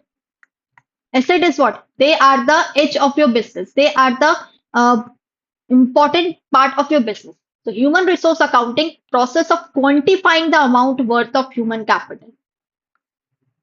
You have to give them the quantity, the amount worth of their human capital. Instead of considering your employees as cost, okay, you have to pay your employees. The company pays to its employee, but ultimately the profit, who are those people who are bringing profit to the company? Ultimately, the employees are those people, na? Who are those people who are bringing profit? So that is why it is important that rather considering your employees as cost, you have to consider your employees as an asset. That that is all about human resource accounting model. So with the organization, HR is becoming an important tool in human resource management. Now we have bars. Tell me quickly full form of bars. Write quickly. What is the full form of bars?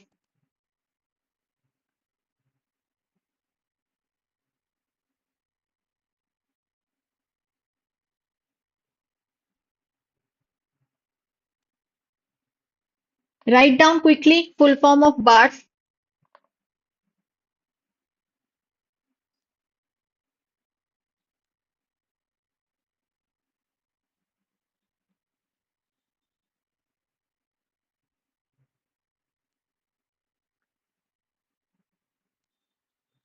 Yes, it is behaviorally anchored rating scale. Correct. Now, what bar is the? If you are seeing its full form, one word is there, behaviorally. Means it means on the basis of your past behavior, the evaluation is made. On the basis of your past performance, the performance evaluation is done. So again, new appraisal technique. Jobs are described through illustration, giving critical incident on the basis of critical incident on the basis of your past behavior. Your work has been identified. Based on these incident, a rating scale is devised. It is known as behavior anchors. Suppose let's take an example. Um, Suppose customer care representative is there. Now, what is the work of customer care representative? That they have to attend all the calls of the customers. If they have attended the call of more than 2 minutes, like benchmark was set by the company that if you have attended the anyone's call more than 2 minutes, then you would be considered that you are not handling your customer's problem in a very precise manner. You are taking a lot of time to handle their problem. So you are not resolving within 2 minutes. That is why that is you are not a good customer care representative. So on the basis of that critical incident, your performance has been evaluated. So developing bars, it requires 5 steps. All the steps are important. Effective and ineffectiveness job behaviors, that is, you identify good and bad work behaviors. Then you have to convert these job behavior into performance dimension. So group this behavior into proper performance areas. Put similar type of job in like similar type of job in one category. Next is similar type of job in another category. Performance dimensions, and these are known as dimensions. Job expert, job expert evaluates these dimensions. Then the one who is expert will review the categories. After that, after reviewing the categories, that job expert will rate how good or bad the behavior are. If it is good, give the 5 rating. If it is bad, give the 1 rating. So it is used as behavior anchors for each one identified. Clear?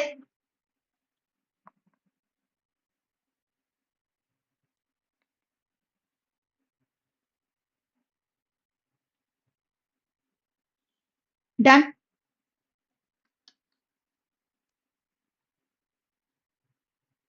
Now, next is what? That is assessment center. Again, important. See, remember this assessment center is used at the managerial level. The managerial level people will use this assessment center evaluation technique. So this method is used when you have to test candidates different skills. Different skills are being tested in this method. See, I'm going a bit fast. Why? Because we have only 6 days, and from the 6 days, I think 2 days Ajay sir will take for statistics, and rest 4 days are left for completing 3 modules. That is why I'm going bit fast. And this is again a capsule batch, so we have to be fast. So skills are being tested in this technique. Multiple skills are tested. Not only skills, multiple skills. Like what are the multiple skills? Communication skills, technical skills, then competency skills, communication skills. All these skills are what the will be tested in this center. So assessment center tool for assessing what competencies. Again important. Defined as variety of testing techniques designed to allow the candidates under certain conditions. So under different conditions are there under assessment center like this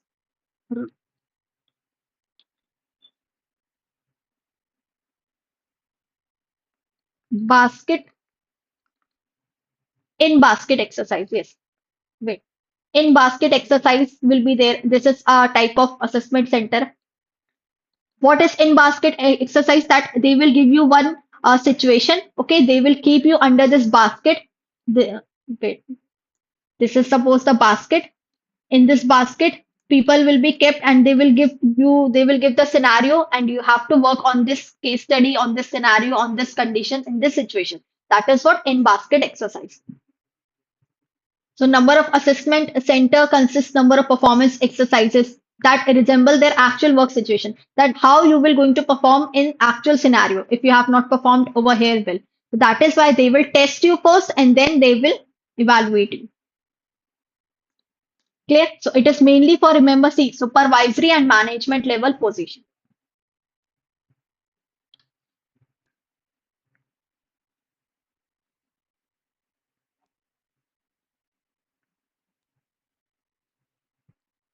Clear?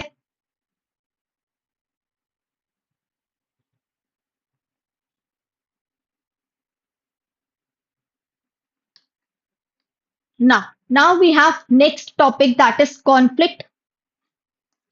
Now, what is conflict? Conflict is again a part of your management, how to manage this conflict. Now, conflict arises when individuals they have, like, if their thought process is not matching, if their values are not matching, if their opinions are not matching, then definitely their quarrel will arise, conflict will arise when they are unable to find a middle way. So this one is important. McLean defines conflict as physical or psychological struggle associated with the perception. Perception means the way of looking things, the way of seeing different things. That is perception of opposing incompatible goals, their desires, demand, wants, or need. Like this is okay. Wait, now this is the glass filled with water. Now there are two types of people. One will say that this is half empty glass, and other type of people will say that this is half filled glass of water. So both are correct in their own way. This person is also saying correct, this person is also saying correct. Now, but again their values, their opinions are not matching. Why? Because they have different perception. So this perception, if they have different perception, then certainly the conflict will arise in them. So it is defined as clash between individuals arising from difference, thought, understanding, interest, even sometimes perception.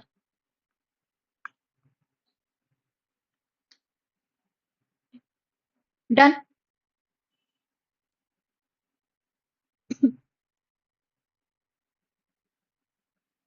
Any doubt?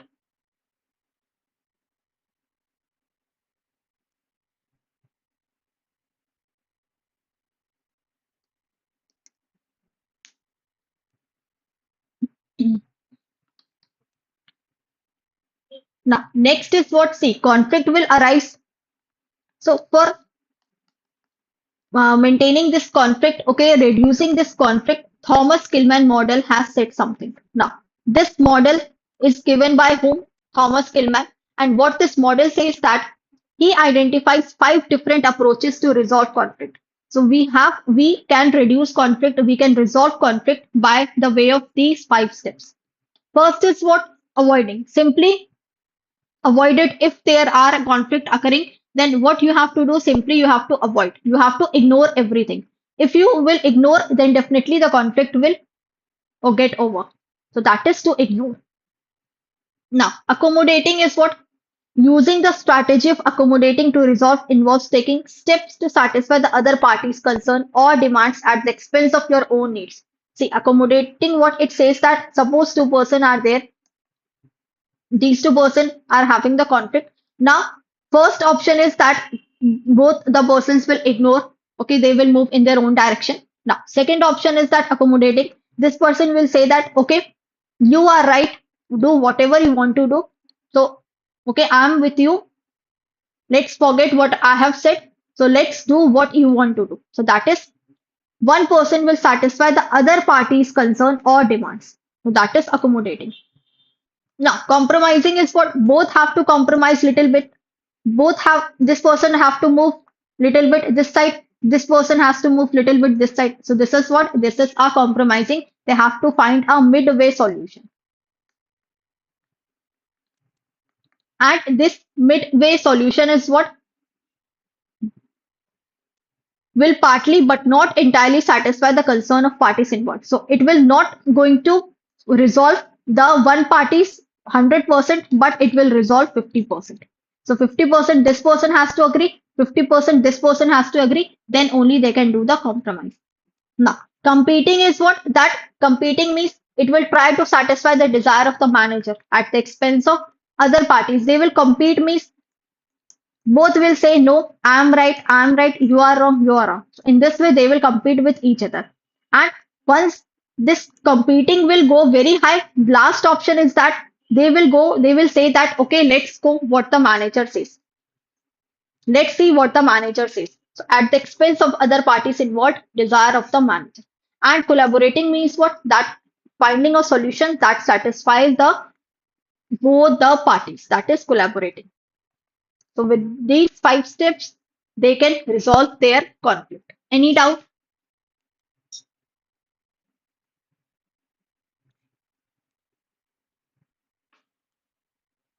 See, this collaborating is not useful for every thing. This collaborating can take place in certain, you can say in certain example, but not in every example. In see, if two-person are,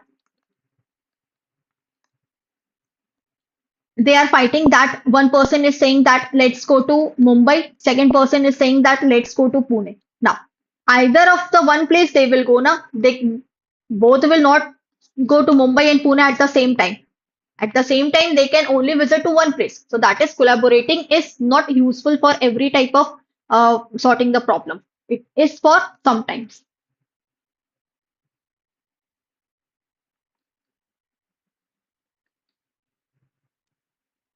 Now, different phases of conflict. See, conflict, it occurs, it does not occur like spontaneously. When there are some things, okay, values are not matching, opinions are not matching, gradually the conflict will take place. It will not occur spontaneously.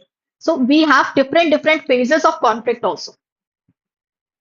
There are total five stages of conflict. First is prelude, important, triggering, initiation, differentiation, and resolution phase. See, before starting this particular slide, let me tell you one thing. See, in the triggering phase, if you will see that the example is given Ram and Rahim. So one comment came when I was teaching this slide. One comment came to me that what the comment was. It's very insensitive to use Hindu Muslim for conflict. So see this example, I have not created this example. This example was given in your book, in your Macmillan book. This example was given. So I have not created this example. Clear? So don't take it otherwise. This is just for you to understand the conflict. You all are mature enough to understand what is right and what is wrong for you. So you're not like school going children or college going adult. You are mature enough. So understand things what is given in the slide. It is already mentioned in your book. We educators are not creating any kind of our own example. If it is given in the slide, yes, for explaining we can create a different example. But what is mentioned in the slide is the content of your book. Clear? So that is why I have already told you before this. Now, prelude stage is what? This stage includes that all factors might lead to a conflict. This could be differences in opinion. So, prelude is just when your opinions are not matching, when your interests are not matching, when your likes and dislikes are not matching. That is what your prelude stage, when you're not having the good communication. Okay, like someone is talking in different language, you are understanding different language, so in that case the conflict do occur. So prelude is what? It is not the starting phase of your conflict. It describes you that what are the things that will create conflict. Then next is what? That is the triggering phase. Triggering phase is what? A conflict does not start on its own. There is always a specific event that sets it off. For example, some person is of another culture, like A and B. They both are from different culture. Now, if they are not having good communication skills, if they are not having a good thought process, things to understand, then definitely the one will try to trigger other. So that is the triggering phase. Third starts from the initiation phase. Now, this is the phase where actual conflict occurs. Where actual conflict occurs. This initiation. If the question comes into your exam that in which stage the actual conflict occurs, that is the initiation phase. Initiation means what? Initial phase. This is when the conflict actually begins. Arguments are there, insults are there, disagreements are there. And in differentiation stage, you will try to prove yourself correct that why you are being in this stage. Okay, why you are conflicting. You both are conflicting with each other. You both sides will express their viewpoint and explain why they are upset. And last is what? The resolution phase.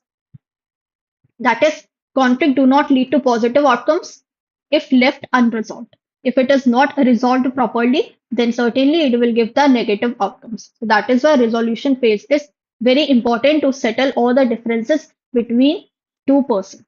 Clear?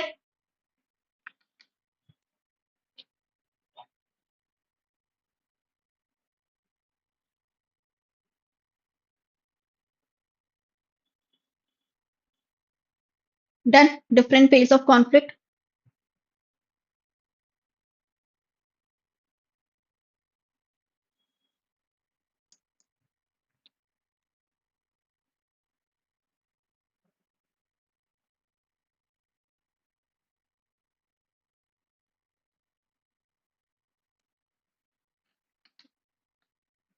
Now, what are the skills to manage conflict? How you can manage your conflict? First, you should have a good communication skills. That see, one should be one should be good listener. If you are a good listener, then certainly many things you will going to make correct in your life also. Okay, in your professional life also, in your personal life also. So that is communication skills. You should have a good effective communication skill. Listening skills should be there. There are many person who will not going to listen, who will always they will say what they will only try to prove themselves correct. So that is why listening is very important. At least you should listen the other person's viewpoint, why he has done this, okay, why this quarrel occurred. Discuss all the things. Okay, patience should be there. Don't become so impatient. Impartial means no biasness should be there. Never criticize each other. uh, you are having different thoughts, other person is having different thought. Okay, that is all correct, but still you should not criticize in front of anybody else. Again, having all the positive attitude, address the conflict, not the person. Not do not address its you can say personal qualities. So in conflict, what happens? Conflict is of the company related to any work task, but they will take that thing personally. So that is not the person. It should address the conflict only. Shared interest, set the objective, and determine best alternative to negotiated agreement. That is one. So if you are not finding the proper resolution trick for this for managing conflict, for resolving conflict, then you can use the this partner. Partner means the other option.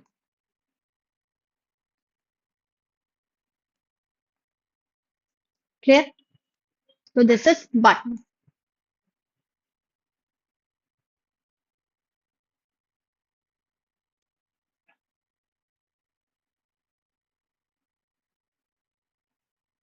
Now, full form is what? Best alternative to a negotiated agreement.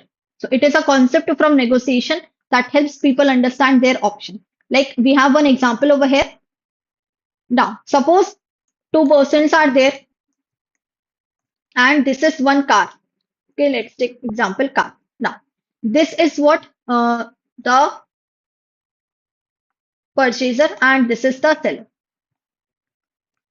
Now, seller is ready to sell his car at worth rupees 3 lakh. But this purchaser, not 3 lakh, let's take an example, 10 lakh rupees. Okay. Now, this purchaser wants to purchase this car at rupees 5 lakh. Now, this purchaser knows that, okay, if this person is not ready not ready to sell his car worth rupees 5 lakh, then I have my another option. I have looked to some other person who is giving me car at 6 lakh.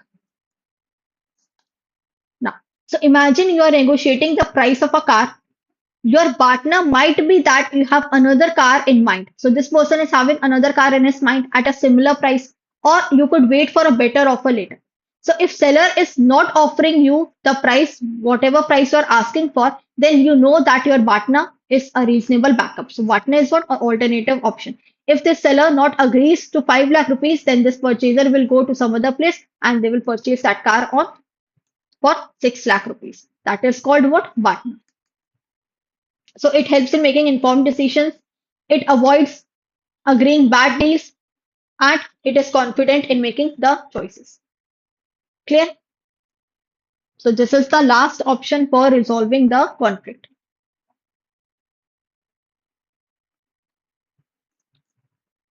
Tell me any doubt.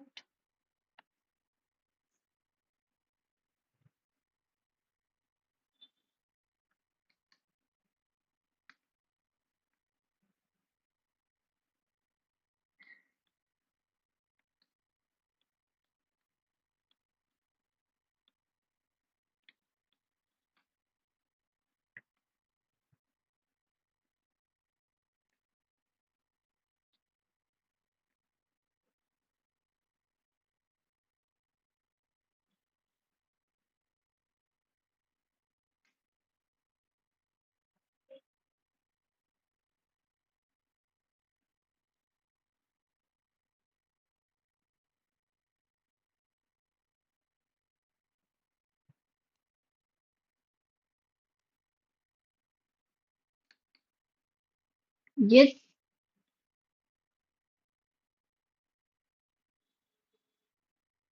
Now, next topic is HRIS, that is EHRM.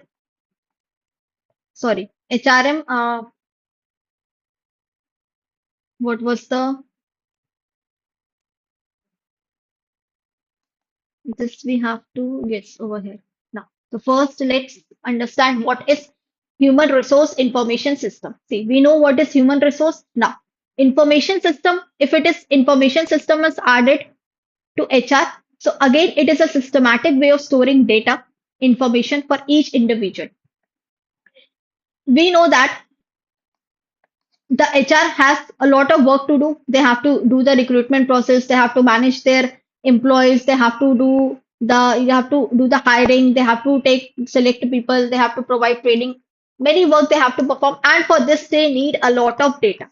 Data of who? Data of their customers, data of their clients, data of the applicants, and if they need a lot of data, then there should be one thing in the company that where they can store a lot amount of data. So this human resource HRIS system, this process will help the HR to store a lot of data and information for every employee, the employee for their company also, and for different applicants, different customers, different clients, so that they can make a proper decision making and they can submit the returns and reports to their external agencies. So HRIS is what? It is an integrated system, remember, to analyze information of human resource. Why HRIS is required? To take frequent strategic decision for concerning employee. If you have a data for your employee, then you can easily share your data, your employees' data with someone else, with the outsider, with the manager, with the different department of the company. So that is why data are being stored and it is stored in a proper manner in one integrated format. That is known as HRIS. Clear? Human Resource Information System.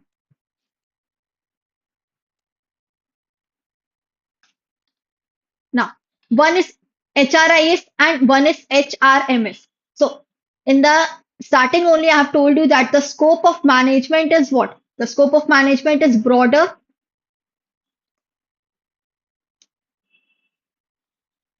or it is narrow. Tell me, what is the scope of management? The scope of management is broader or narrow?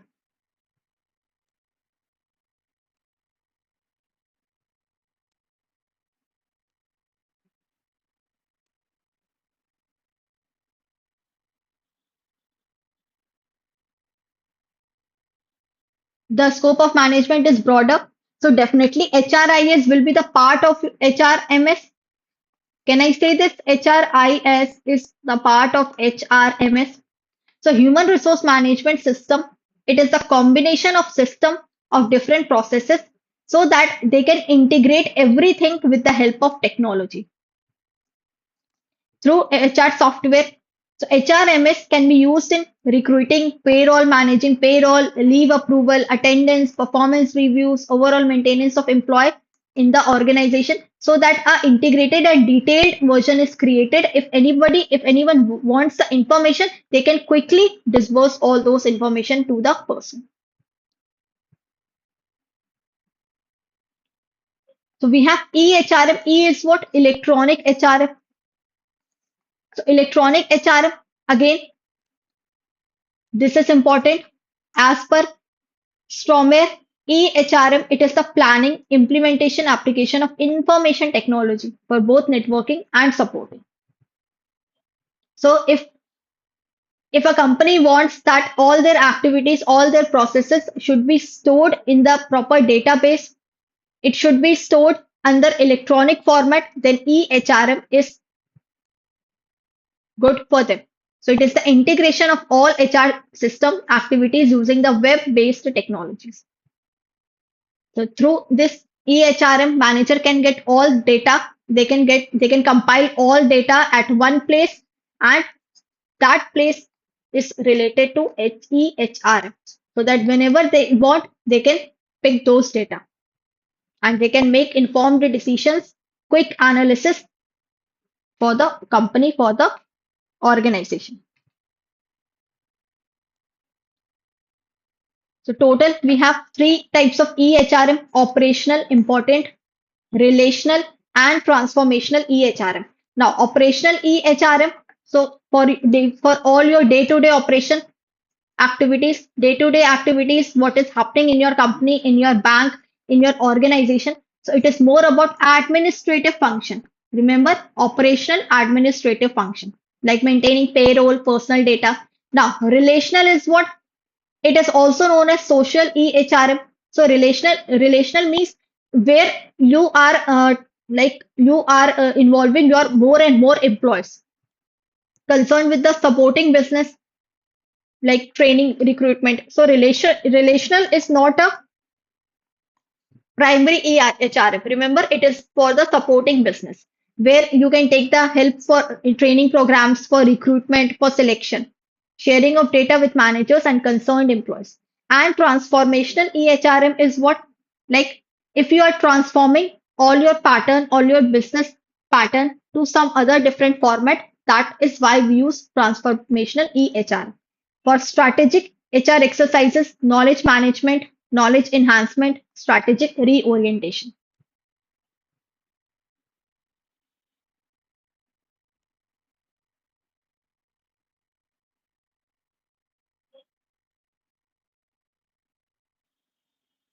Clear?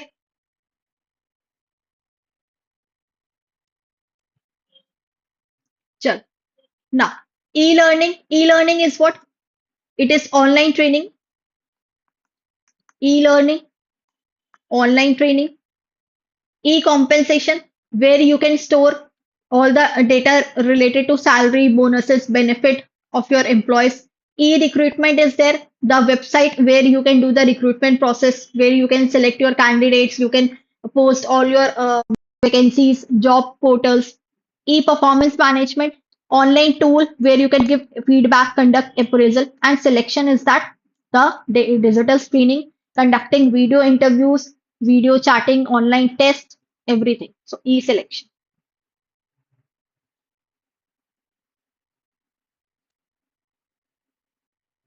Done.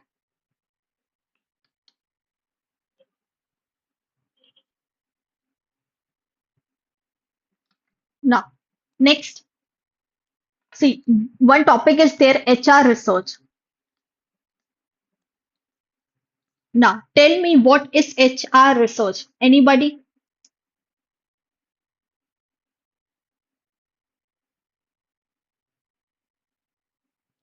HR, human resource research.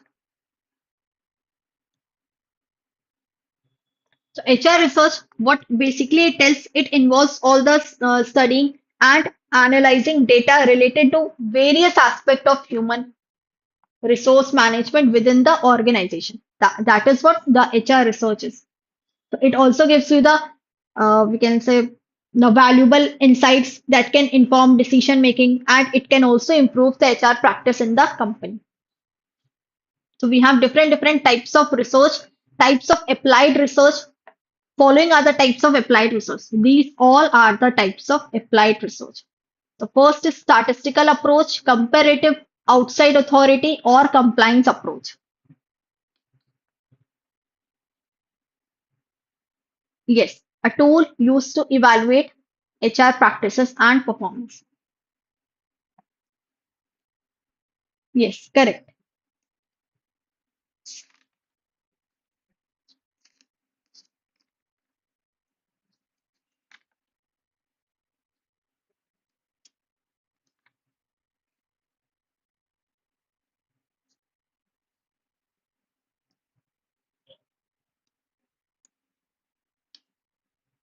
Chal. Now, first is what? That is statistical approach. Now, statistical approach is what?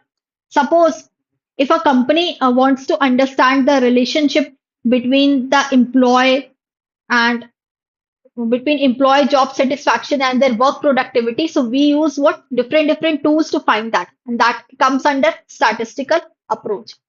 So the researcher generates statistical method, standards from existing record to evaluate the activities. Now, comparative approach is what? When you are comparing, when the organization, when the team, they are comparing their organization to another organization in the market. That is what comparative approach. The research team or directly compares its organization with another organization. Like you are comparing your business with the competitor. Why your sales are going down and why your competitor sales are going high. Although you both are making the same type of product, you both are offering same type of product, still your sales are going down and the other company sales are going high. So now in that case, you will use what comparative approach. Then we have outside authority approach.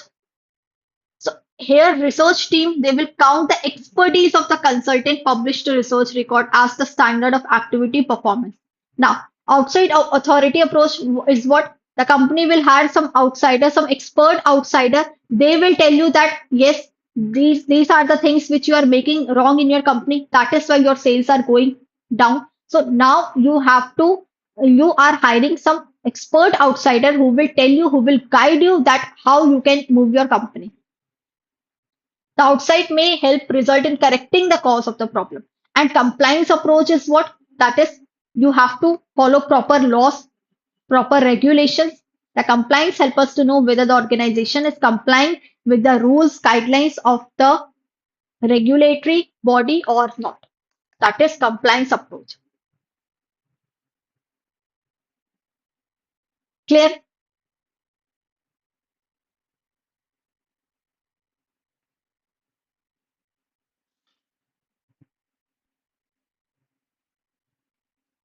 Done.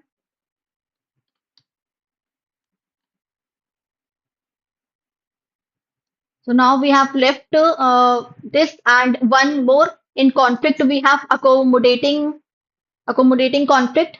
That is one topic left. So I will add the slide of that. So two more slides or more I have to add, and then we'll complete this particular module B. So I guess tomorrow we are having no session. Tomorrow at 7 p.m.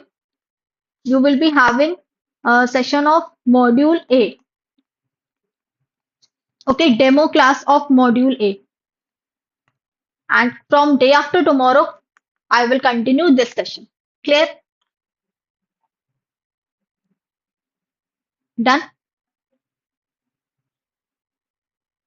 So for today only, this session was there also on in YouTube also. It was yes, it was broadcasting on YouTube also. It is actually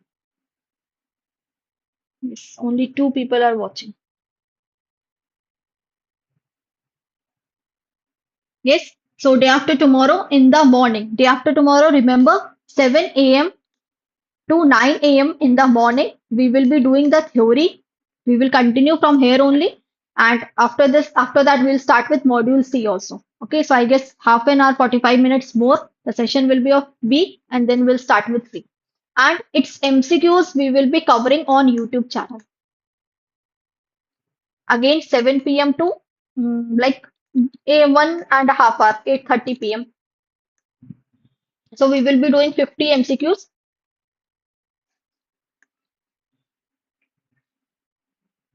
Clear? So I guess this was the first class was free to all because many of you have joined. 18, 19 people were watching the session. So yes, let's meet day after tomorrow. So till then, take care everyone. Goodbye. Keep studying, keep watching, and yes, practice more and more. Okay, if you're having any doubt, please ask me in the WhatsApp group. Bye bye everyone.